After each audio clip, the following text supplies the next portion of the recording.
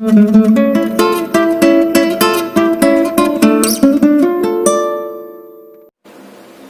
Friends, road to wellness में आपका स्वागत है। आज हम बात करने वाले हैं सुसाइड, डिप्रेशन, एंजाइटी, स्ट्रेस ये सब के बारे में।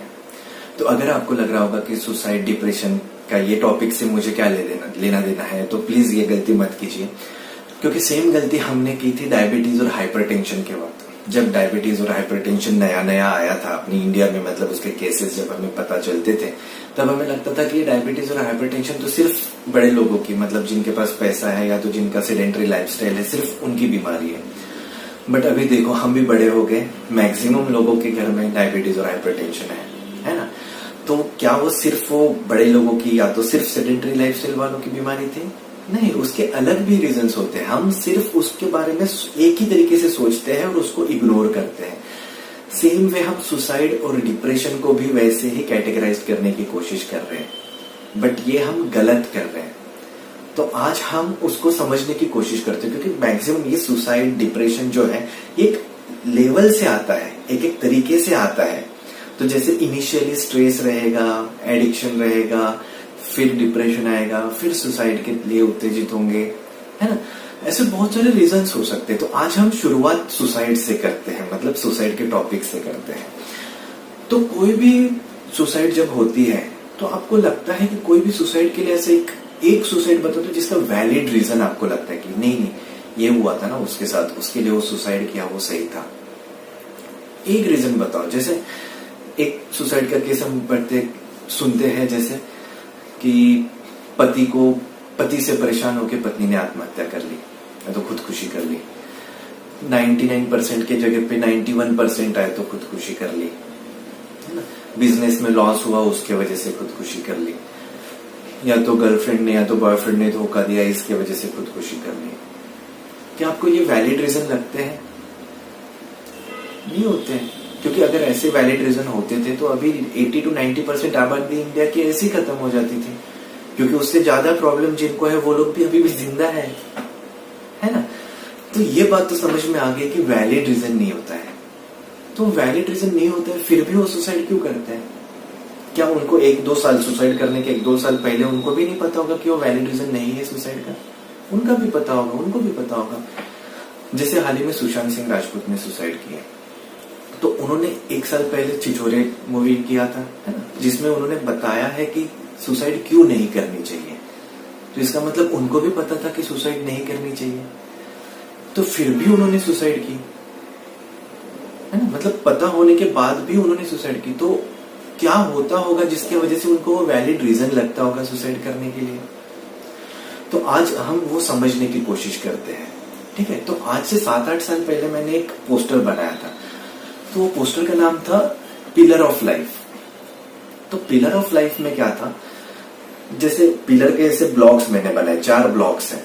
तो फर्स्ट ब्लॉक है work, then family, then friends, then leisure. मतलब आप उसको हॉबी भी बोल सकते हो, तो सेल्फ टाइम भी बोल सकते हो, कुछ भी बोल सकते हो। तो ये जो 4 बड़े ब्लॉक्स मैंने लिए, ऐसे बाकी बहुत सारे ब्लॉक्स बन के वो पिलर बनता है, बट मैंने समझाने के लिए 4 ब्लॉक्स लिए, ठीक है।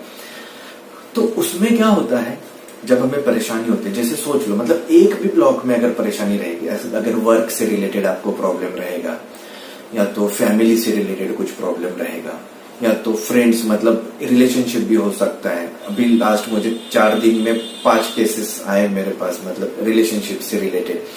इसके लिए मैं उसमें रिलेशनशिप कोई फ्रेंड्स में ही डाल रहा हूँ, है ना, मतलब गर्लफ्रेंड बॉयफ्रेंड कोई भी रिलेशनशिप रहेगा उससे रिलेटेड। और सेल्फ टाइम, तो उसमें क्या होता है, अगर वर्क में प्रॉब्लम है तो हम क्या करते हैं, वर्क का स्ट्रेस बढ़ जाता है, एंजाइटी होती है, तो हम क्या करते हैं, वो स्ट्रेस के वजह से जो घर में आते हैं, मतलब फैमिली लाइफ जो होता है, जो फैमिली ब्लॉक होता है, उसके ऊपर अपना गुस्सा निकलता है। मतलब हम थोड़े से चिड़चिड़े हो जाते हैं, तो हमको लगता है कि इतना सारा स्ट्रेस है, पहले ये क्या घर की झिक लेके बैठे हैं, है ना। जैसे वो मैंने एंगर मैनेजमेंट वाले एग्जाम्पल में बताया था कि उसके पापा को ऑफिस में प्रॉब्लम होता है, उसके पापा को ऑफिस में प्रॉब्लम होता है, तो उसकी वजह से घर में आने के बाद बच्चे को मार्क्स कमाते तो उसको डांट देते हैं या तो मारते हैं, है ना। तो सेम वे, मतलब प्रॉब्लम कहाँ पे है, वर्क वाले ब्लॉक में। तो हमने क्या किया, फैमिली में उसका इफेक्ट दिखाया, वो फैमिली का जो ब्लॉक था उसको भी वीक किया। फिर क्या करते हैं, वो स्ट्रेस बढ़ने की वजह से फ्रेंड्स को भी मिलना बंद कर देते हैं, है ना। टाइम नहीं है, ये नहीं है, वो नहीं है, कुछ ना कुछ बहाना निकाल के उनको भी मिलना बंद कर देते हैं धीरे धीरे। उसकी वजह से क्या हुआ, फ्रेंड वाला जो ब्लॉक था वो भी वीक हो गया।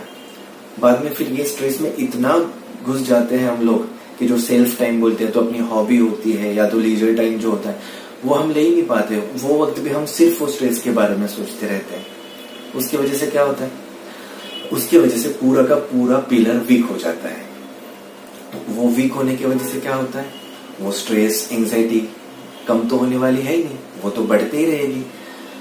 तो वो बढ़ने की वजह से क्या होता है, हम लोग स्ट्रेस एंजाइटी कम करने के लिए कुछ आसान रास्ते ढूंढने की कोशिश करते हैं। आसान रास्ते मतलब टेम्पररी रिलीफ। तो टेम्पररी रिलीफ कैसे मिलता है, कोई स्मोकिंग करने लगता है, कोई ड्रिंकिंग करने लगता है, कोई एक्सेसिव स्मोकिंग करता है, कोई एक्सेसिव ड्रिंकिंग करता है, कोई शॉपिंग एक्सेसिव शॉपिंग करने लगता है ना। ऐसे कोई ना कोई नए नए तरीके ढूंढते हैं हम लोग स्ट्रेस कम करने के लिए। बट उससे स्ट्रेस कम होता है क्या, वो थोड़ी देर के लिए हमें अच्छा लगता है, बट वो स्ट्रेस कम होगा ही नहीं, क्योंकि वो स्ट्रेस कम करने के लिए हमने कुछ नहीं किया है। हम सिर्फ वो टेम्पररीली कम करने के लिए वो शॉपिंग ड्रिंकिंग स्मोकिंग कर रहे हैं, ठीक है। तो उसके वजह से वो बहुत दिनों तक हमने वो स्ट्रेस रखा और वो स्मोकिंग ड्रिंकिंग रखी, तो उसके हमें एडिक्शन लग जाता है ना। तो एडिक्शन में बहुत दिन रहने के बाद फिर क्या हो रहा है, ना फैमिली के साथ अच्छे से बातें कर रहे हैं, ना फ्रेंड्स के साथ बातें कर रहे हैं, ना सेल्फ टाइम मिल रहा है, सेल्फ टाइम सिर्फ इसी में जा रहा है। तो ये बहुत दिन रहने के बाद फिर आप एडिक्शन से डिप्रेशन की तरफ जाते हो। तो जब हम डिप्रेशन में जाते हैं, ना हम किसी की बात सुनते हैं, है ना, क्योंकि किसी को मिल ही नहीं रहे, ना फैमिली से बात कर रहे, ना फ्रेंड से बात कर रहे हैं। फिर बाद में हमें ऐसे लगता है कि जो मैं सोच रहा हूँ वही सही है, क्योंकि दूसरे थॉट बाहर से आ ही नहीं रहे। तो उसकी वजह से हमें वो लगता है कि जो मैं सोच रहा हूँ वही सही है।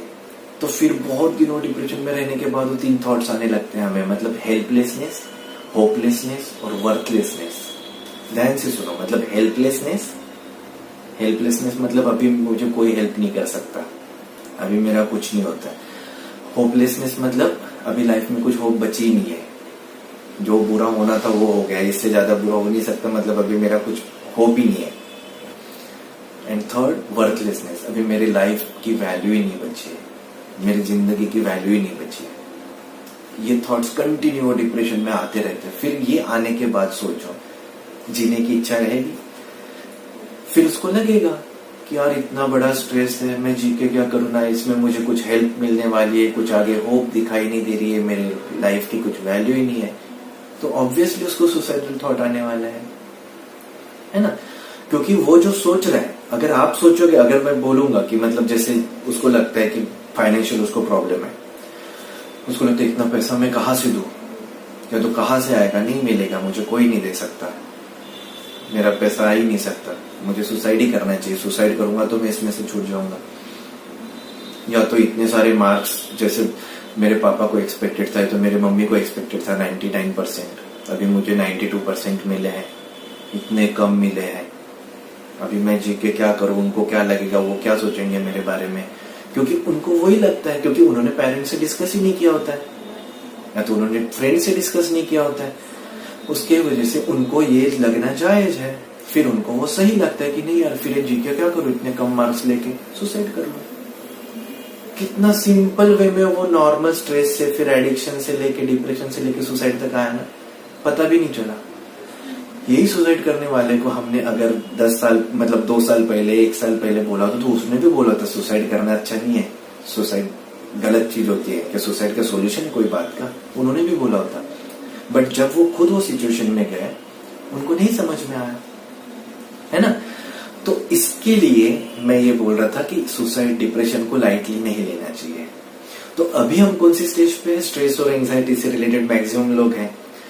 तो अभी ये चीज को जो भी मैंने अभी बताया, स्ट्रेस, एडिक्शन, डिप्रेशन, सुसाइड, तो ये ठीक करने के लिए हमें क्या करना पड़ेगा। तो ठीक करने के लिए हमें यही करना पड़ेगा जो हमने बिगाड़ा, जैसे हमने जो पिलर था, पिलर को जो हमने वीक किया, या तो बाद में धीरे धीरे डिप्रेशन में उसको कोलैप्स कर दिया, तो वो पिलर को ही हमें स्ट्रॉन्ग करना है। तो स्ट्रॉन्ग कैसे करना है, सिंपल है। अगर आपको वर्क रिलेटेड प्रॉब्लम है तो आप वर्क वाला जो पार्ट है उसको उतना ही रख के अपना ज्यादा से ज्यादा टाइम फैमिली को दो, फ्रेंड्स को दो, उनके साथ डिस्कस करो। जो भी स्ट्रेस है, भले वो छोटा बच्चा रहे, कुछ भी रहे, उसको जितना बता सकते उतना बताने की कोशिश करो। वर्बलाइजेशन इज इम्पोर्टेंट। आप जितना बोलोगे उसके बारे में उतना आपको भी सोल्यूशन मिलेगा और आपको रिलैक्स भी होगा। स्ट्रेस उससे भी, वर्बलाइजेशन से काफी स्ट्रेस कम होता है। वो हुआ, फ्रेंड से डिस्कस करोगे, फ्रेंड आपको सोल्यूशन देगा, है ना। तो कुछ भी हो सकता है, मतलब फैमिली आपको हेल्प करेगी या तो उनकी बातें आपको समझ में आएगी। क्योंकि उसमें क्या होता है, जैसे आप अकेले सोचते हो, उसकी वजह से आपको सही क्या है गलत क्या है वो समझ में नहीं आता है ना। फिर उसमें जो लाइफ में अप डाउन आ रहे हैं, मतलब जैसे वही हो रहा है ना डिप्रेशन में कि मेरे साथ इतना बुरा क्यों हुआ, मेरे साथ ऐसा क्यों हुआ, ये फीलिंग आने लगती है। तो अगर आप फ्रेंड्स के साथ, पेरेंट्स के साथ या तो आपके बच्चों के साथ बात करोगे तो आपको नए थॉट्स भी आएंगे वहां पे, वो लोग भी कुछ आपको बताएंगे। उसकी वजह से जो इधर के थॉट्स आने वाले थे, जो स्ट्रेस और एंजाइटी डिप्रेशन से रिलेटेड, वो थॉट्स नहीं आएंगे। वो आएंगे तो भी उसको ओवरकम आपके फ्रेंड्स की और फैमिली की बातें उसको ओवरकम करेंगे। तो उसके वजह से जैसे आपने वर्क में प्रॉब्लम है तो फैमिली का ब्लॉक अच्छे से स्ट्रॉन्ग करो, फ्रेंड्स का ब्लॉक स्ट्रॉन्ग करो, हॉबी आपकी स्ट्रॉन्ग करो। अगर रिलेशनशिप में प्रॉब्लम है तो सेम वर्क में ज्यादा से ज्यादा टाइम देने की कोशिश करो, फैमिली को टाइम दो, फ्रेंड्स को टाइम दो और अपना हॉबी परस्यू करने की कोशिश करो।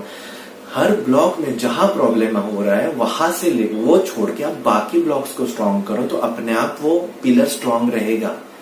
अगर आप उसके वजह से बाकी को वीक करते जाओगे तो वो कोलैप्स ही होने वाला है और आप वो एंजाइटी, डिप्रेशन, एडिक्शन की तरफ जाने वाले हो। और अगर आप एक में प्रॉब्लम है तो दूसरे को अगर स्ट्रॉन्ग करोगे तो आप ये राइट साइड वाले इसमें आओगे, जिसमें आपको एक्सेप्ट करोगे आप कि लाइफ में ये अप्स एंड डाउन्स आते ही रहते हैं। जैसे ईसीजी में अप्स एंड डाउन्स रहेंगे तो ही हम जिंदा रहते हैं ना, तो वो लाइफ है।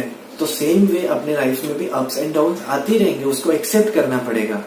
वो एक्सेप्ट करेंगे तो फिर आप डिसीजन लेना सीखोगे, क्या सही है क्या गलत है वो आपको समझ में आ जाएगा। अगर आप क्या सही है क्या गलत है वो आप अगर डिसीजन ले सकोगे तो आपका लाइफ आसान हो जाएगा। आपकी फैमिली हेल्दी रहेगी, आप खुद हेल्दी रहोगे, आप मेंटली हेल्दी रहोगे, है ना। तो ये सिंपल था। ये सबसे मेन क्या था, पिलर को स्ट्रॉन्ग रखना। अपनी गलती होती है, वो पिलर को एक जगह पे प्रॉब्लम होगा तो बाकी जगह पे हम उसको वीक करते हैं, ठीक है। तो अपना एम रहेगा पिलर को स्ट्रॉन्ग रखना, ठीक है। तो आई होप आपको ये मेरी बात समझ में आई होगी। तो आज के लिए इतना ही, मिलते हैं नेक्स्ट वीडियो में। Thank you.